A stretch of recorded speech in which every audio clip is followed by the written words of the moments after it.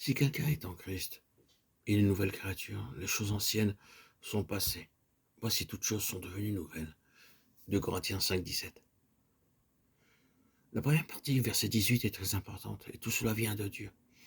Il n'est pas dit si quelqu'un est chrétien, mais si quelqu'un est en Christ. Il est une nouvelle créature. Remarquez ce verset. Beaucoup se disent chrétiens dans le monde, mais ils ne sont pas tous en Christ.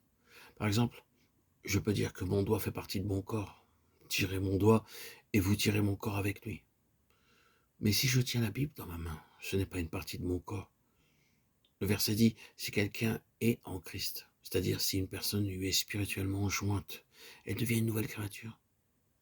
Les choses anciennes sont passées. En Inde, il y a beaucoup de personnes qui, avant de devenir de nouvelles créatures, n'avaient jamais entendu l'Évangile. Elles ont été changées immédiatement et complètement. J'ai vu cela dans d'autres pays, par la grâce de Dieu et par la parole de Dieu, entrant dans leur vie. Beaucoup ont été transformés et sont devenus de nouvelles personnes. Leur visage resplendissait. On peut voir la lumière de Dieu sur leur visage. Elles ont une nouvelle vie dans leur cœur et une force nouvelle dans leur vie.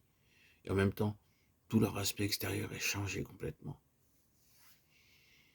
Pour comprendre la pleine signification de ces choses, regardons quelle est notre condition sans le Seigneur Jésus-Christ. Alors nous saurons combien nous avons besoin d'être totalement transformés en acceptant le Seigneur Jésus-Christ comme notre sauveur personnel, vivant. Le chapitre 1 d'Ésaïe nous dépeint clairement notre condition intérieure. Lorsqu'un photographe tire un portrait de vous vous avantage, vous êtes heureux. Mais si vous êtes d'un naturel sombre, ce n'est pas comme la parole de Dieu. La parole de Dieu ne nous donne pas une fausse image, elle nous donne une image authentique de ce que nous sommes. En même temps, Dieu nous dit aussi ce que nous sommes. Ce que nous sommes maintenant, des pécheurs, et ce que nous pouvons devenir en venant à lui, et en devenant une partie de lui. Ésaïe, ainsi c'est le portrait que Dieu a fait de l'homme pécheur. De la plante du pied jusqu'à la tête, rien n'est en bon état.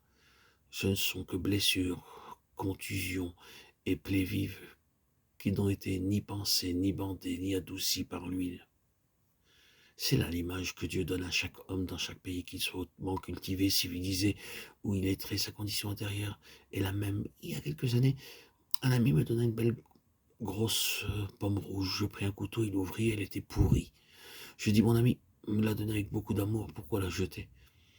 Extérieurement, nous paraissons si beaux et si doux, si cultivés, polis, mais à l'intérieur, tout est pourri. La parole de Dieu dit cela. Dieu dit clairement que de la plante des pieds jusqu'à la tête, rien n'est en bon état. Ce ne sont que blessures, contusions et plaies vives qui n'ont été ni pensées, ni bandées, ni adoucies par l'huile. Vous pouvez avoir vu des lépreux ayant cette apparence, dont le corps entier couvert de plaies, de la tête aux pieds, les jambes, l'estomac, le dos et même le visage et les oreilles. Le corps entier est bandé pour empêcher le pu de couler, comme si Dieu disait « Oh, homme, voilà ta terrible condition. Mais tu ne la connais pas. » Disait Jérémie 17, 9, le cœur est tortueux par-dessus tout. Il est méchant. Qui peut le connaître?